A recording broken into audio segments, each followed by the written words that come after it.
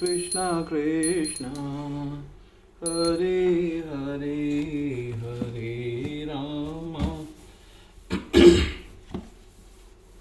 हरे राम राम राम हरे हरे गोविंद बोलो हरि गोपाल। आज हम श्रीमद् भागवतम के चौथे स्कंद का पेज 82 पढ़ने जा रहे हैं।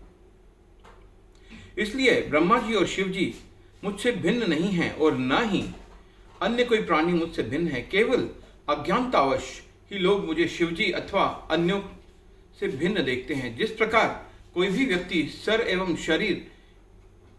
और शरीर के अन्य अंगों को शरीर से भिन्न नहीं देखता, उसी प्रकार मेरे भक्त सृष्टि की प्रत्येक वस्तु को मुझसे जुड़ी हुई देखते हैं। तत्पश्चात दक्ष ने यज्ञ विधि आरंभ करते हुए भगवान विष्णु की पूजा की। यज्ञ की समाप्ति पर उन्होंने आदर पूर्वक ब्रह्मा जी और शिव जी की पूजा की और उन्हें उनका यज्ञ भाग अर्पित किया। अंत में वहां उपस्थित समस्त अतिथियों को संतुष्ट करने के पश्चात दक्ष ने अवभृत स्नान किया। धर्म के सन्मार्ग पर पुनः स्थित होकर वे पूर्ण संतुष्ट तथा प्रसन्नता का अनुभव कर रहे थे।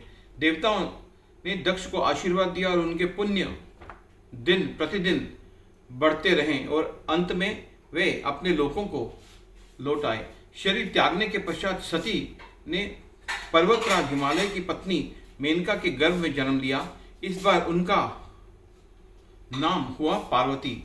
शिवजी के साथ उनका संबंध सनातन है, इसलिए बड़ी होने पर उन्हें पुनः शिवजी से विवाह किया। अंत में मैत्रेय ऋषि ने कहा, विदुर जी, मैंने दक्ष यज्ञ का यह व्याख्यान बृहस्पति शिष्य श्री उद्धव के मुखारविंद से सुना था। यदि कोई श्रद्धा एवं भक्तिपूर्वक इस प्रसंग को सुनता है तो वह भौतिक जगत के समस्त कल्मशों से मुक्त हो जाता है। ध्रुव महाराज, चौथा स्कंद।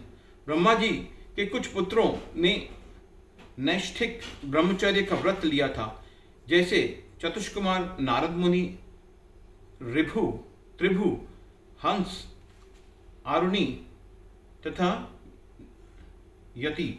ब्रह्मा जी से ही अधर्म का जन्म हुआ और उसने अपने ही बहन मृषा झूठ से विवाह किया। उन दिनों से दंभ, पाखंड और माया छल का जन्म हुआ। उन्होंने इन दोनों का निसंतान नित्रिति नामक असुर की गोद दे दिया। दंभ और माया से लोभ एवं निकृति, धूर्तता का जन्म हुआ और इन दोनों द्वारा क्रोध तथा हिंसा, द्वेष का जन्म हुआ। क्रोध और हिंसा द्वारा कली और उसकी बहन दुरक्ति, कठोर वचन का जन्म हुआ। कली और दुरक्ति ने मृत्यु और भीति, भय का जन्म दिया। इन दोनों के संग से यातना, अत्यधिक कष्ट और निरय नरक का जन्म हुआ। इन सब संतानों के प्रलय का कारण माना जाता है। इन सब संतानों को प्रलय का कारण माना जाता है। स्वयंभू, मनु और शत्रुपा के दो पुत्र थे, प्रियव्रत और उतानपाद। महाराज उतानपाद ने सुनीति और सुरुचि नामक दो रानियां थी, परंतु वे सुरुचि से अधिक प्रेम करते थे। एक दिन महाराज उतानपाद सुरुचि के पुत्र उत्तम को अपनी गोद में बिठाकर उसे पुचकार सहला रहे थे। यह देखकर सुनीति के पुत्र ध्रुव भी अपने पिता की गोद में चढ़ने का प्रयास करने लगे, परंतु राजा ने उस पर अधिक ध्यान नहीं दिया। यद्यपि राजा अपने दोनों पुत्रों से समान प्रेम करते थे, सुरुचि की उपस्थिति में वे उसकी प्रसन्नता की अनुरूप व्यवहार करना चाहते थे। सुरुचि इसे समझ गई। उसका मन पहले से ही ध्रुव के प्रति द्वेष से भरा था और उसने अपने पति को इस पक्षपाती व्यवहार का अनुपयुक्त लाभ उठाया। आखिर सुरुचि स्त्रियोचित दुर्बलता से मुक्त नहीं थी।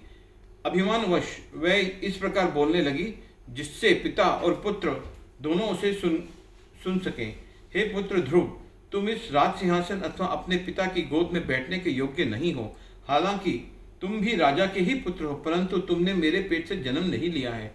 पिता की गोद में बैठने के लिए तो यही तुम्हारी अयोग्यता है। हरे कृष्णा हरे कृष्णा।